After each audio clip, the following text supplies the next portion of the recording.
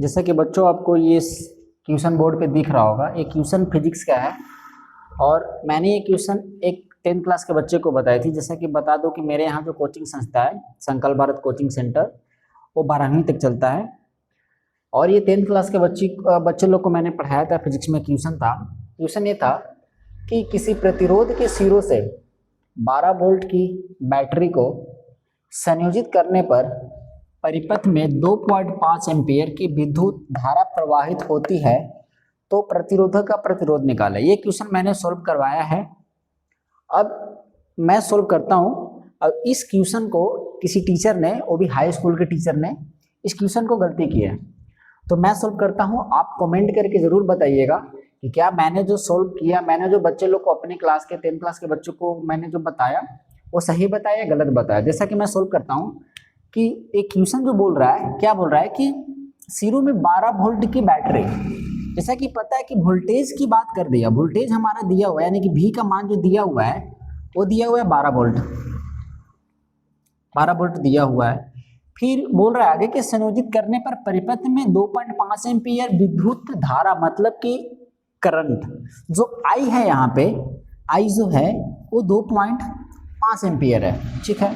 तो क्या बोल रहा है कि प्रतिरोध का प्रतिरोध निकाले, मतलब रेजिस्टेंस निकालने की बात कर रहा है, मतलब कि R निकालने की बात कर रहा है। आपको फिजिक्स में पता होगा कि हमारा जो V वोल्टेज होता है, I हमारा जो करंट होता है, विद्युत धारा, R हमारा रेजिस्टेंस होता है, प्रतिरोध होता है। तो इसमें V दिया हुआ है, I दिया हुआ है, R निकालना है, ठीक है।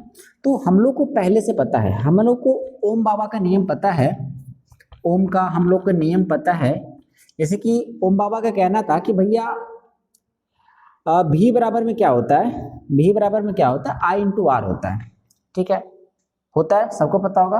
वैसे तो कहना था कि V direct proportional to I, जैसे जैसे वोल्टेज बढ़ता है वैसे वैसे करंट भी क्या होता है, बढ़ता है। या फिर बोल सकते हैं जैसे करंट बढ़ता है तो जाहिर सी बात है वोल्टेज बढ़ेगा। ये हमारे ओम बाबा का कहना था, ठीक है। तो उसी के हिसाब से हम लोग एक फार्मूला ये दिया गया था सॉल्यूशन करने के लिए, आसान बनाने के लिए, कि V बराबर में I इंटू R। अगर रेजिस्टेंस निकालने की बात करें, अगर हम R को बाहर करते हैं तो हम लोग को पता है कि क्या हो जाएगा, V बटा में I हो जाएगा, ठीक है। V का मान हमारा कितना दिया हुआ है, V का मान हमारा दिया हुआ है 12 वोल्ट दिया हुआ है, और Y का मान हमारा कितना दिया हुआ है, 2.5 एम्पीयर दिया हुआ है, ठीक है। अगर यहाँ से डायरेक्ट भी काटे तो 4 दूना 8, 5 के 20, मतलब कि लगभग 4.8 बार में कट जाएगा। लेकिन अगर इसको हम पॉइंट हटा के काटे, तो अगर ये पॉइंट हटाते हैं तो ऊपर कितना चला जाएगा, 10 चला जाएगा। तो नीचे कितना हो गया भैया, 12 दहिया 120 हो गया और नीचे 25 हो गया। अगर इसको काट के देखें तो 25 चौके 100, 4, ठीक है। उधर कितना बचा जी, 20 बचा। अगर डबल जीरो लगाते हैं तो 25 अठे 200, 4.8।